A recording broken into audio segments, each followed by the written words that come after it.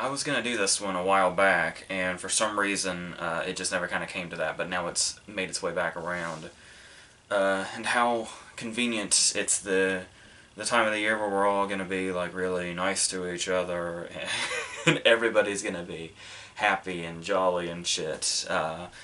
Might as well kind of counter that a little bit, just this once. With these two, which I don't even think they need explaining how they go together. Both based on plays, both have four people in one room, two married couples who don't exactly get along for different reasons. One of them starts under more welcoming circumstances, the other not so much, but the more or less same result. So, some of the characters might be a bit more vicious in one than the other, though. But let's go into this. I obviously want to start with Who's Afraid of Virginia Woolf, the classic of the two. And the title alone is worth mentioning right away. This whole idea that, obviously, I recently talked about this when I was talking about Roman J. Israel Esquire, of all things, where one of these things that I like that plays do is they typically have stuff that is off the screen, or in this case, like off the scene, that we never actually see but are kind of discussed at length. And that's where a lot of the intrigue comes from, is that kind of missing element that we kind of have to fill in the blanks when we hear the characters talk. That's the title of this movie. I don't know how many people who haven't seen it think that Elizabeth Taylor is playing Virginia Woolf, or a character named Virginia Woolf, but no, Who's Afraid of Virginia Woolf is apparently the punchline to a joke that we never hear. But apparently it's the funniest fucking thing ever. And we just have to go on that. So that in itself, as a title, is an intriguing setup. And what we have here are this married couple, who obviously are Elizabeth Taylor and Richard Burton. Casting them as a married couple, how inspired. No, it actually quite is in the context, especially the places that they have to go. Because we're watching two people who are very, very deep into a marriage at this point and have been through just about everything. And obviously when it starts off, they're just silently walking home, and that's all the vibe we get of them. But then the second they come through the front door, the dialogue begins, and Burton comes off very kind of tired, almost like curmudgeon or whatever, and she's very vibrant, and she's still kind of, it's like she's still kind of at the party in spirit when she's back home. And when we watch this, it's kind of like, if you're laying eyes on it for the very first time, you're kind of like, oh wow, she's very vibrant, and oh, he seems kind of boring. But then very quickly we learn like this movie does not take its time in regards to letting us know where these characters stand with each other.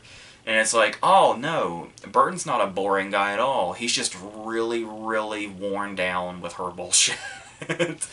And the same way with her. It's one of those cases where we get to, and I'm sure we've all had this, we've kind of felt this way about other people, whether or not we care about them, and that is the whole, there's people that seem to just constantly see things differently than you are, especially when you look at, like, people who have been married for a long time. It's like they always kind of have these complete opposite perspectives on how something went down, or what somebody said, or anything like that.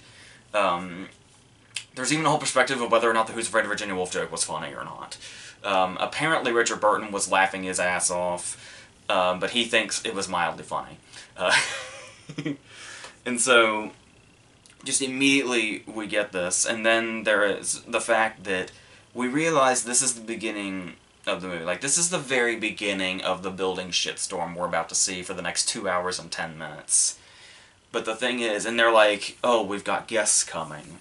And, you know, and it's the start of something. But then you realize this is at 2 in the morning. This is at 2 in the morning when they're preparing to have guests over.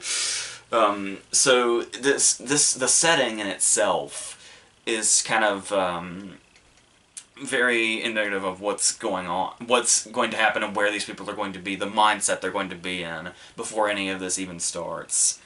And the way it's, before we even get to see Sandy Dennis and George Segal come into this, we get about maybe 15 minutes with Taylor and Burton, just kind of watching them and kind of, once again, very quickly learning where they are in their marriage at this point, and how they feel about each other. And it's like every now and then there's a glimpse of love in there, but it's obviously much more overshadowed by the there's always something to bicker about directly around the corner. Uh, and kind of watching this build, and it's interesting to see how he kind of plays off her, because for a while, like I said, he's the one that's kind of downplaying. Like, he's the one that's just like, oh, we're doing this again. But it's like, she seems to always want to do this again.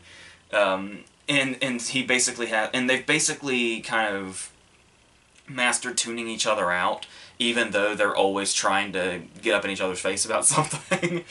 And it's like, he has this way of having a counter to the fact that she's so big, yet he can somehow kind of tune out at least half the things that she says.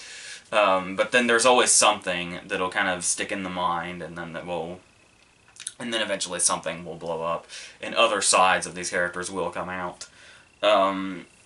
And the interesting thing about this also is, especially the way his character starts to build throughout. Like, and it's not just a point to where he's building through the whole movie and then at some point he's gonna break. He reaches like 10 breaking points throughout the entire movie. I really like that particular moment when we're not quite sure how they've handled situations before. We're never quite sure if anything... At least I don't recall them specifically stating if anything got particularly really out of hand, but there's like that one moment when they're at the diner or whatever, and she's sitting there and there's an empty chair and he's going to pick it up to sit in it, and when he goes and he picks up that chair, she like flinches. So just little things throughout there too to kind of decipher where exactly these people are and how they got to this point. And you'll notice that another interesting thing about this movie is how it does have a classic look. It came out in '66, obviously, but it's black and white, and then just kind of has a general kind of old classic look to it, regardless of being made in the late side of the '60s.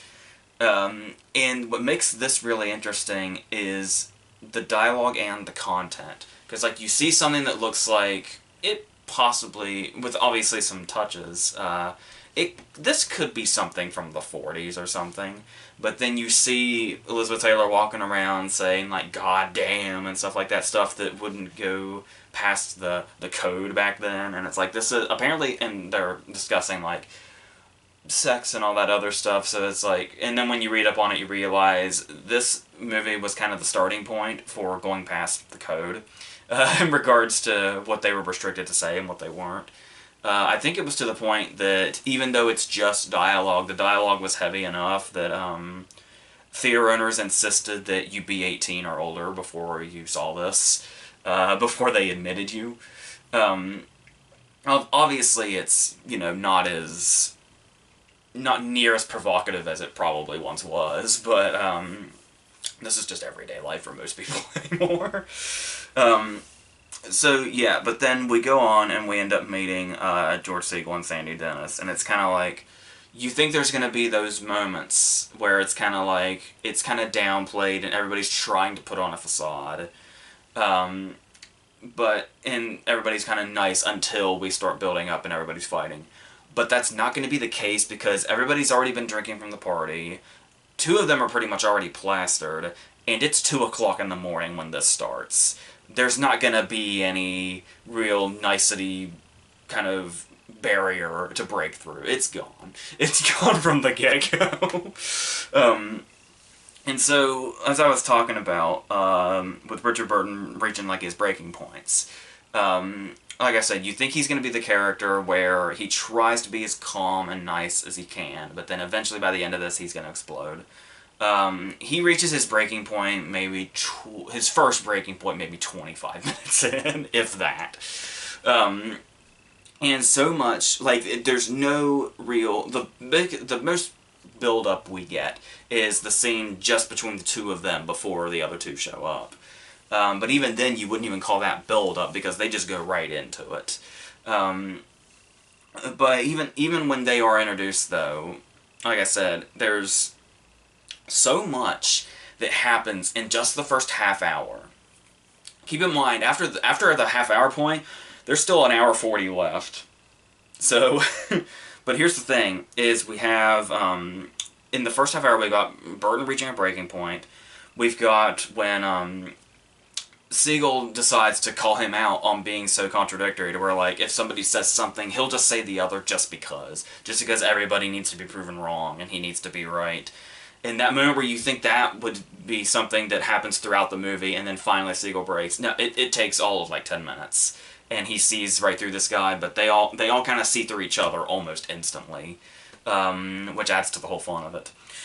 And then there's the whole kid thing, when Burton says, you know, don't, whatever you do, before they answer the door, he says, don't mention the kid. And then later on he says again, you know, don't mention the kid.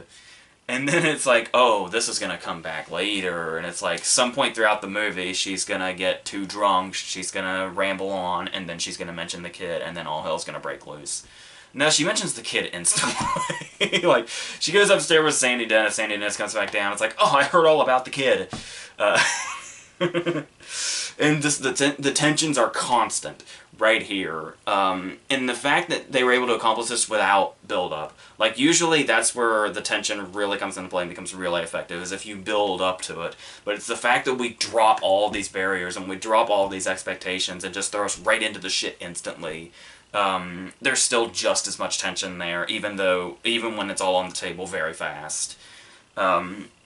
Which is obviously a big credit to the writing, but as well as Nichols as well, because you'll notice that Mike Nichols, I believe this was his first movie, I think, because obviously his roots come from the stage. He discovered so many people, put on so many different things. His name was like synonymous with the stage.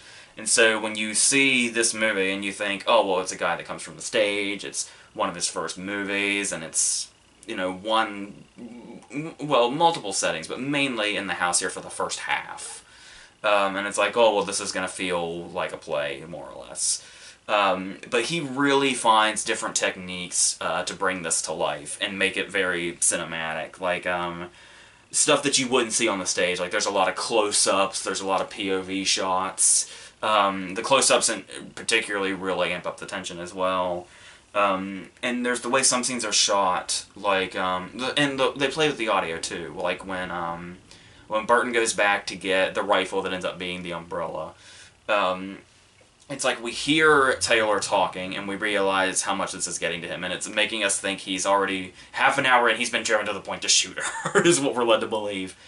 So as he's going back there, her voice stays on the audio. Like, it doesn't, like, fade out because he's leaving another room. It stays on the audio at the exact same volume as he goes into another room and closes a door. And we've got, like, the light swinging on his face. Just the way it kind of hits his face kind of tells us everything we need to know about what's going through his mind. And it's this really big build-up, and it's like half an hour in, we already believe, wow, he is going to kill her already. And at this rate, I buy it. Like, I totally believe he's about to do this. And they also do, there's some really good editing as well. There's the moment that it might seem a bit, you know, in your face about it, but I kind of like it anyway. When they drive by the diner and decide to stop, how him hitting the brakes goes right into Sandy Dennis dancing is what I always thought was kind of a cool technique. And talking about the performances here, obviously everybody was nominated, but Taylor and Dennis ended up winning. And Elizabeth Taylor here, obviously one of her most famous performances, but the interesting thing about this is, you look back at some of her older stuff, like A Cow Not Tin Roof or A Place in the Sun or something, where she was like this radiant, youthful beauty. Like, so much so you can hardly stand to look at her because it's just too much. But then you see her in this, and it's like, not to say that she's unattractive, but she is clearly, she's clearly not the person that she was in those other movies, and has become this other character entirely. And this might seem like an oh, come on kind of thing, but really, I'm being dead serious. When I watch her in those other movies never ever occur to me. And when I'm watching her in those other movies, this one never occurs to me. It seems like these are two completely different people on two totally different planets, and the fact that it's the same actress is amazing. And definitely, I'd say one of the easier earned wins in the actress category for sure. And like I said, the way Burton kind of plays off her and kind of doesn't just play it the way you would typically think, but how he's able to kind of go back and forth from the ways you would think was really great as well. And obviously they're going to play well off each other because that's just what they did many times over. So we look at our young cast here, and once again, it is weird seeing like George Segal nowadays, because I don't think he's ever really... I mean, he's always been there, and he's always been great, and he's really great in comedies. But it's like, once again, this seems so far off from everything else he's done. It's just weird to kind of put that together, that it's the same dude. But the thing here, though, is that he doesn't really... And I could be undermining this, but this is just the way I see it, from a non-actor's perspective, is that he's good in these scenes. He is, like, he holds his own, but the thing about him in this, though, is that he's so much smaller than everybody else that he kind of has no choice but to just kind of play off them. Like, if this exact performance he has, which was Oscar nominated, was in any other movie, it would probably just kind of seem not particularly significant. Just like, oh, well, he's a character in this movie, and that's it. And his acting is believable enough to where you say, yeah, he's not a bad actor, and then you just kind of move on. But I think what really makes him stand out here is the fact that he has to hold his own with all this theatrical stuff around him. And it's kind of like him being in this movie with the part that he has is basically like trying to walk through machine gun fire.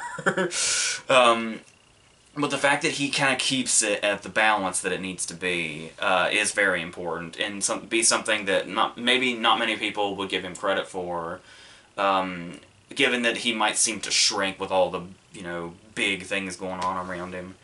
Because there's also Sandy Dennis, whose win I believe is a bit controversial. There are some people that think it might be one of the worst in the category. And I can honestly see it from both perspectives. I can see somebody saying she was Oscar-worthy. I can see somebody saying, holy shit, no. And that's the interesting thing about it. I'm still not quite sure where I stand, because I feel like the performance has both moments in it. There are some moments where it's like, yeah, I get why she would win an Oscar for this. And others where it's like, oh. Because it's like, she does have that very kind of... There are some good moments. Like, I like the moment when they're talking and she's at the top of the stairs, when Burton and Siegel are downstairs talking and things are getting a bit, going, and she's up at the top of the steps and they can't see her, and she's just kind of listening for the right moment to walk into the conversation. But then the drunker she gets throughout the movie, it feels less like somebody that's drunk. And somebody that's kind of losing control of themselves, and more like, almost like the way a child would pretend to be drunk, is how she comes off. So, yeah, it's a mixed bag, this performance, for me anyway, but I know some people love it and some people despise it, but I somehow managed to find myself in the middle somewhere, to recognize both those elements. And then it's also just one of those cases where you look at just the dialogue itself. I mean, clearly in a piece like this, that's obviously the main selling point here. And there is, once again, it's obviously going to be really big, but there are some nuances in there that are really fun to catch, and like some fleeting comment somebody will make that's actually like really biting, but you can hardly tell because it went by so fast. Or it's so kind of hidden in other words. Then there's stuff like, sometimes the word reversing, where he says, he's telling the story, and he's like, there was a guy and his mouse was a wifey little thing, and you realize he seems to have reversed mouse and wife, but then he does it through the whole scene. So we know it's not some drunken mistake or anything, despite the fact that that's how it feels when it first comes out. So it's always fun to look like that. But then you see stuff when you talk about the dialogue and how immortal it is. The opening scene. I mean, has any other movie been able to accomplish what the opening scene of this movie does? Because what we have here is a Bette Davis movie called Beyond the Forest. This is the movie that she's trying to remember the name of, and she never does. But all she remembers is the "what a dump" line. But then here's the thing: and the "what a dump" line from Beyond the Forest is even like on like the AFI list of 100 movie quotes. But I don't think that's because of Beyond the Forest, because Beyond the Forest is this tiny little movie, and it's very, like, for being such a small movie, and Bette Davis being known the way she was like way, way over the top in it, and it was just this really small, insignificant movie. But then you have Elizabeth Taylor walk into Who's Afraid of Virginia Woolf, and the very first thing she's talking about is this line, and she plays out the whole... She remembers every damn thing in the scene, not just the line. She remembers that Joseph Cotton was the husband, and that this scene was happening. She had just done this. She was holding groceries, all of this. And she paints the whole picture. And it's like this movie is using a whole other movie to set itself off. But here's the thing, is this scene is so memorable and so effective, and Taylor sells it so much. Nobody fucking remembers Beyond the Forest. Nobody whatsoever, even though the whole movie has been painted for us in the opening scene of this movie. They will always associate it with this, and never the movie that it actually is. I'm wondering if some people watching this movie even realize she's talking about a real movie. Though it does feel a bit like a blatant plug, because obviously this is Warner Brothers, and she keeps saying, like, it's that Warner Brothers picture, that Warner Brothers thing. But yes, so it's like, I can't think of another movie that has just really taken an entire movie and just made it its own, and made it even more insignificant with its place in movie history, because now this movie is just synonymous with Who's Afraid of Virginia Woolf. It might as well not even exist anymore. It might as well just be dialogue in this movie. But having said all that, though, I do think you'll notice a lot of these strong points are in the first half when they're in the house. Once they leave the house, I don't think it's near as strong, and I don't think it's near as impactful, and the movie does start to feel really long. And I do think that with the way it really delves into everything, I don't think it needs to be at this length and in as many locations as it is to hit. Because this first hour is on fire, and they don't even leave the house. So when it does kind of start to draw stuff out a little bit, and once we do really get to know the characters and where they come from, it starts to get a bit redundant. So yeah, and there's hardly any new revelations after a while, but still, just kind of watching these four actors, just like I said, it feels like watching a battle zone, and it's like, I'm kind of really glad I'm not there. I'm not George Segal or Sandy Dennis in this case, who just happen to be in the middle of this crossfire that this married couple has, but yeah, I do think the first half is significantly stronger than the second, which kind of weighs the movie down a little bit.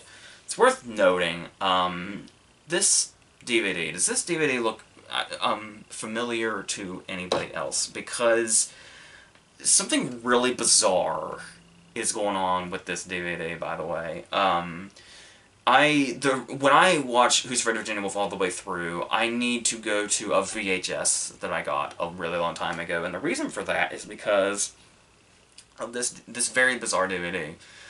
So when you put this DVD in and you watch it, it gets to about the 55-minute mark when Burton and George Segal are on the swing outside after he's just told the big story.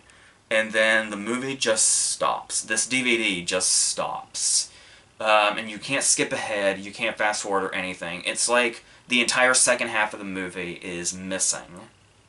So it was like, okay, I'll just get another one. So I ordered another one. And the same thing. On these two different... I bought these years apart. Like 5 years apart. It stops at the exact same place, and it's like the entire second half of the DVD just was not transferred. So, I don't know if anybody else has this DVD and has the same problem, but I don't know if it's too late for Warner Brothers to fucking look into that. This DVD's been around since like 2011 or something. So it's, well, this is 2006. It's hard to say. But, so yeah, I don't know what's up with that, or if it's like a whole widespread thing, or if this is just the biggest coincidence in the world. I don't know, but if anybody else has this DVD, I am very curious if anybody else has this problem, because I think it needs looked into, because this is a really nice, it's got a shitload of special features on that second disc. But yeah, the movie's only like half there, but I don't know if it's just my 2 copies or what. So, yeah. Googling it didn't do much for me either, so that's why it makes me think that was I just involved in the biggest coincidence in history? I don't know. Oh, obviously, worth noting before we go on to Carnage, Oscar Juggernaut, obviously. On top of the 4 actors getting nominated, Nichols got nominated. It got nominated for Picture. On top of the wins for Taylor and Dennis, it also won for cinematography, production design, and costumes. And while all those are great, it is worth noting this was when the category was split up between color and black and white. So I'm not so sure it would have had the same outcome. Because obviously it was doing battle with A Man for All Seasons, which ended up winning Picture that year, and Director, and Actor. So,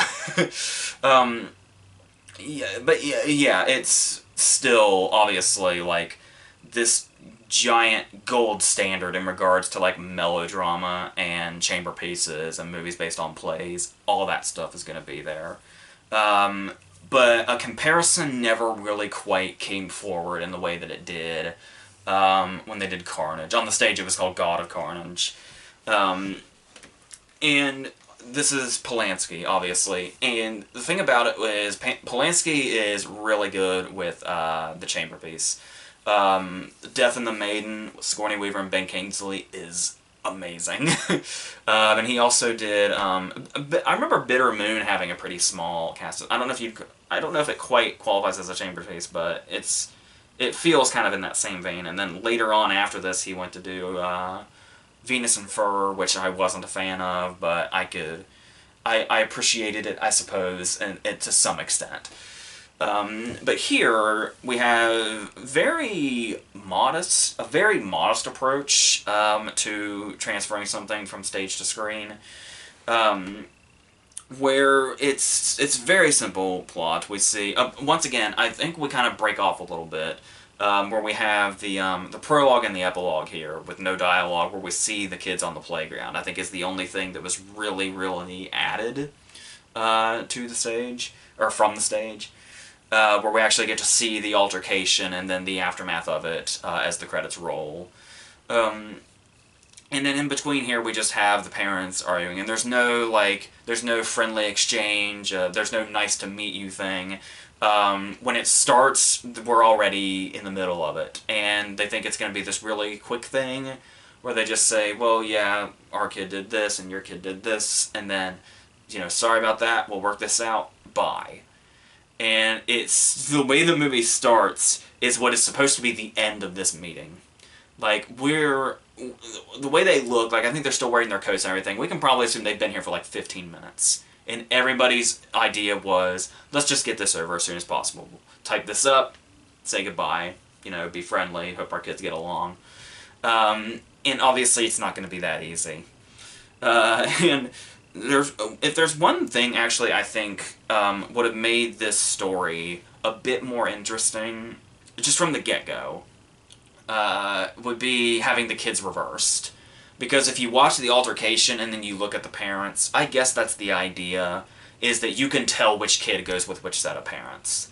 But I feel like it would have been much more interesting, and much more an interesting character dynamic, if the kids had been reversed. If the violent kid was Jodie Foster and John C. Reilly's kid, and, the kid that ended up getting hit and was very fragile ended up being Waltz and Winslow's kid.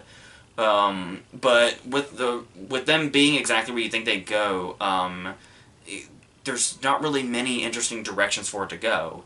It's just time for the fighting to commence.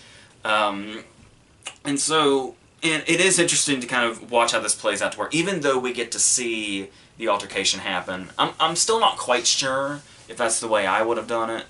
Because, like I said, some of the most intriguing aspects of a play setup is talking about the stuff at length that the audience didn't see.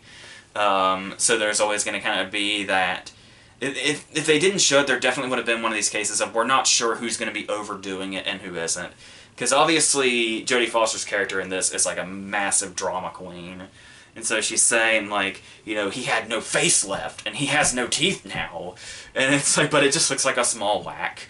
Apparently he did have to have, like, a bunch of work and stitches and stuff like that, but it all seems very kind of, small, despite how much she's blowing it up.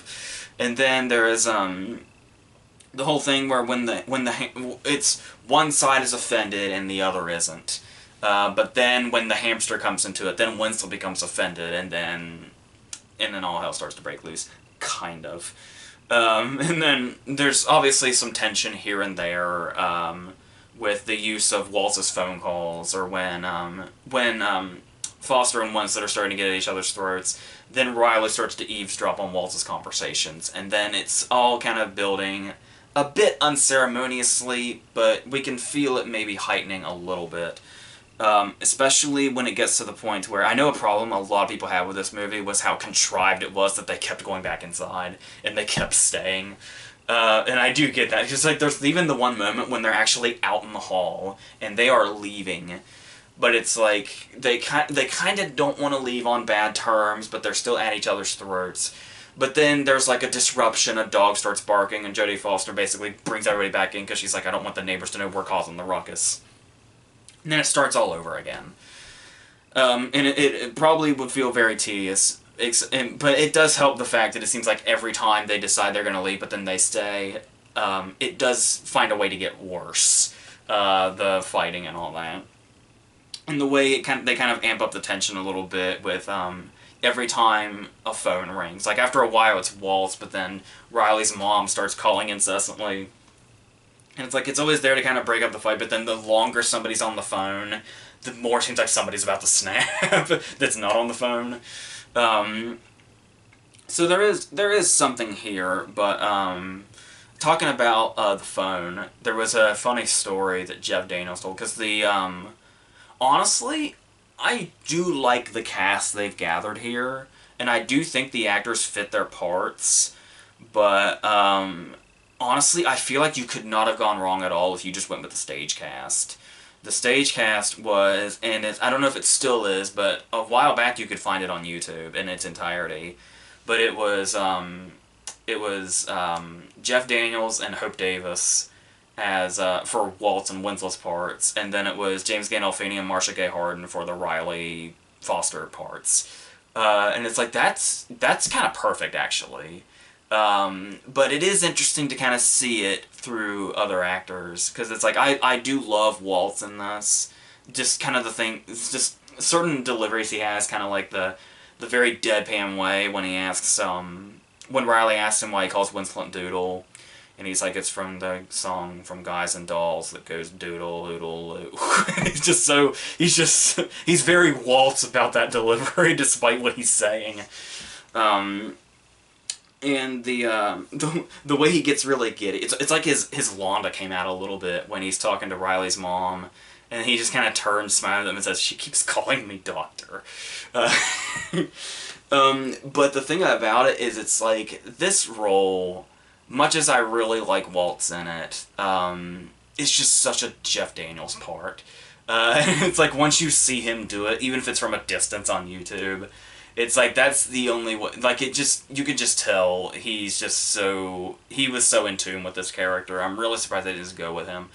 I know in its early stages, Matt Dillon was in the cast, but he was replaced by, I think he was going to be the Waltz part.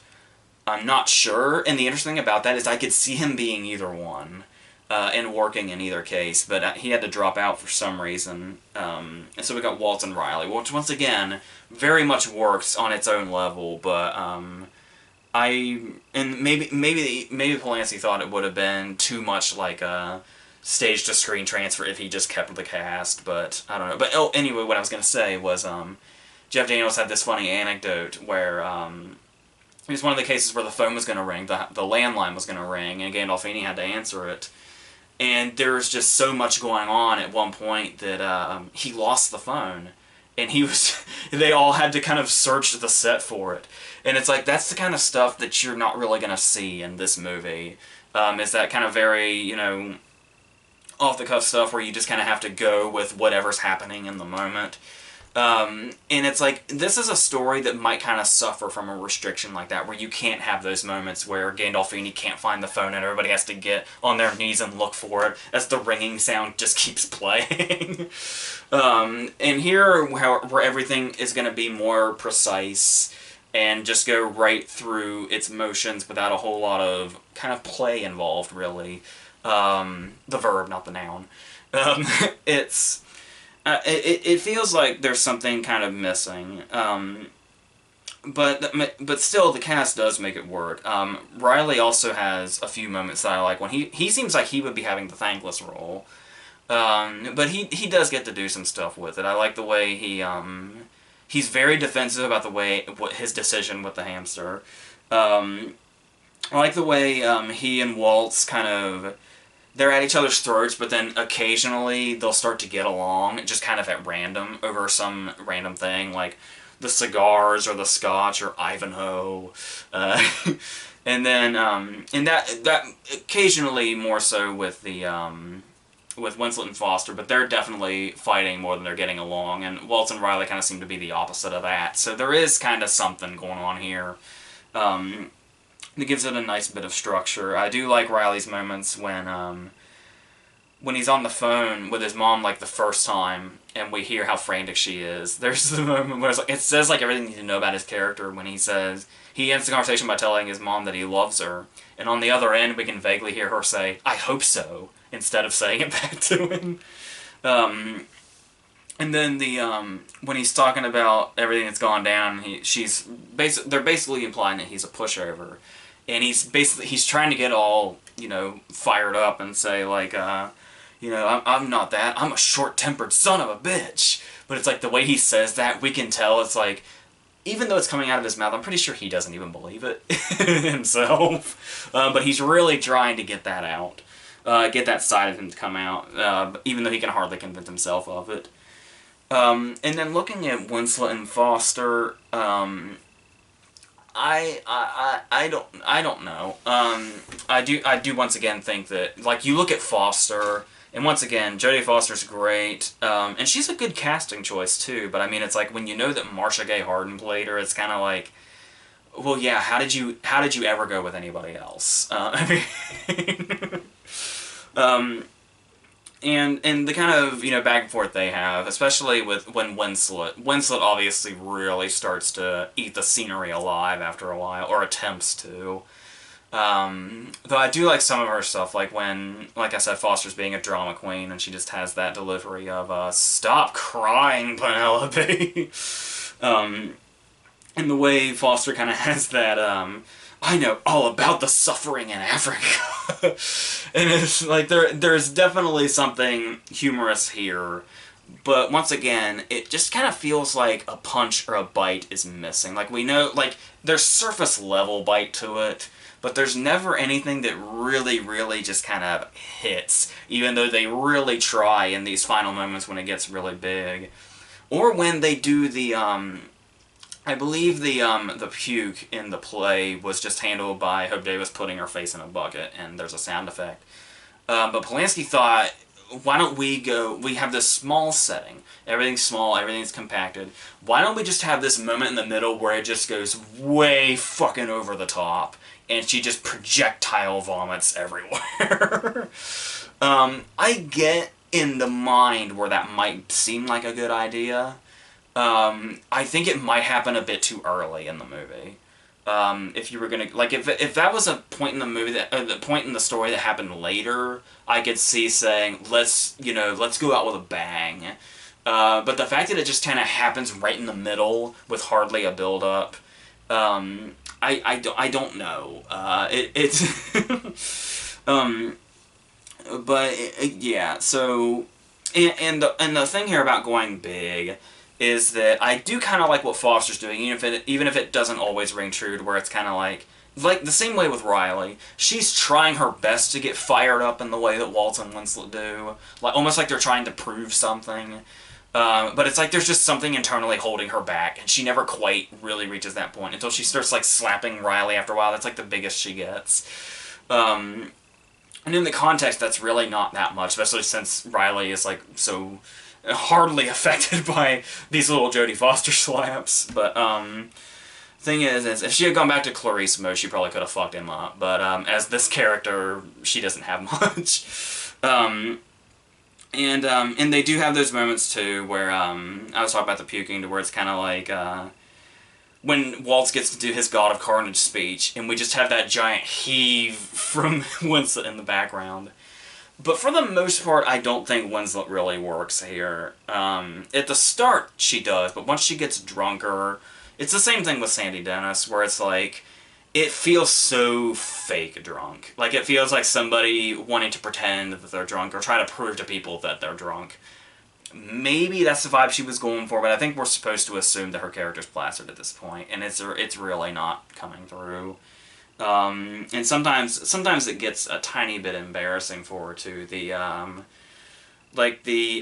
wipe my ass with your human rights delivery, and it's like, it really is trying to show you, now we're getting to the end, we're getting really big now. But the franticness of it all and the bigness of it all just feels really forced. And it's like, it's funny and it's entertaining, but it's not quite funny enough, and it's not quite entertaining enough. It feels like we're right on the cusp of something, and it almost feels like just when we're getting somewhere, that's going to be where the cutoff is.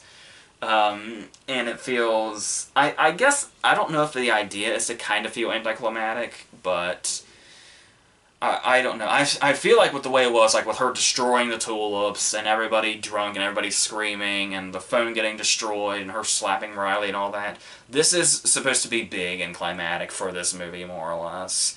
But it just really doesn't quite have the punch to it. And I think the thing about it here is that, like with Virginia Woolf, the performances were so bursting off the screen that we felt the discomfort. We kind of felt like we were in the middle of them. And it's very uncomfortable. And I think that has a lot to do with the way Nicholas went past the stage setup and really made it cinematic when he did it. And that's why that works in that way, regardless of being pretty much the same setup. But with here, it's like, since we're not going to do anything to really make it all that theatrical and just let the performances do it, it doesn't feel like we're in the middle. Like, that's the thing. That's why I'll bet this is a blast on stage, especially with the cast that they had, is that setups like this are uncomfortable if you're in the room. Like, if you were to, like, as a movie, the events in Carnage don't seem like that big of a deal. But if you were in the room with these people, sitting on the couch, having to watch this play out awkwardly, it would probably be really intense and really uncomfortable. And that's probably why it really works on the stage, is because you are literally in the room with them. And it probably has a much more real feel to it, and the stakes feel a bit higher because you're right there in front of them. And these people are really there. So I think that's definitely why Carnage definitely works better on the stage, I would say, than it does as a movie. I don't know if there's anything Polanski could have done to make it a bit more theatrical in the way Nichols did, because the setting is so small. Like, we really do not leave this room except to go out in the hallway like once or twice. And there's just really, yeah, it just doesn't really feel like it's really amping itself up enough to get that feel when you're on the other side of a screen. So yeah, and then obviously the ending comes, and it's like, the ending just kind of rams home the fact, I mean, it's a nice little punchline, I guess, but it just kind of really rams home the idea of, you know, children are much more likely to get along than adults are, and adults will come off like children, and children will act like adults, all that stuff, or whatever. But the performances do try to bring it to life, and it's a movie I've seen a few times. like I said, it's entertaining, but it just doesn't quite reach a height that it probably could have. So, obviously, as far as this type of stuff, once again, Virginia Woolf is the golden standard. The gold standard, that's pretty much all there is to it. But, Carnage was a nice attempt. Obviously, Polanski has done much better movies in this vein. Once again, if you have not seen Death and the Maiden, please do so. You'll be doing yourself a favor. So, this, I don't know. I would like to think he's going to put this up as soon as I send it to him.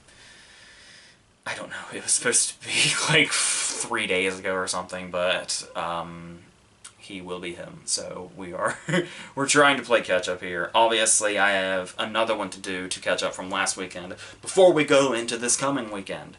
But hopefully we get it all figured out. So yeah, those will be coming in time. So look out for all that and all of the reviews and shit. So until then, we're done.